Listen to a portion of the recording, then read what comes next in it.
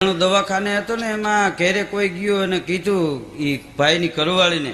કે મારા ભાઈને સરકારીમાં દાખલ કર્યા એવા સમાચાર મળ્યા કે હા કેવી રીતે આ શું બન્યું એ કે બકાલો લેવા ગયા હતા ને એક્સિડન્ટ થયું છે તો પછી કે તમને ખબર પડી શું કર્યું કે અમે પછી કઠોળનું બનાવી નાખ્યું અને તડકાને કોણ જાય કે જાવું હાથક વાગીએ ઓલું એકલો ન્યા પડ્યો હતો એમ દવાખાને બાયુનું સંમેલન હતું મીટિંગ હતી એક બાઈ ભાષણ કરતી હતી હા એ કે સજ્જન બાયું છે એ પોતાના પતિને સરકારી દવાખાને દાખલ કેમ કરે છે એક બાઈ ઊભી થઈને કે ટિફિન લઈને ન જવું પડે ને કારણ કે ન્યા ન્યા મળે બધું એમ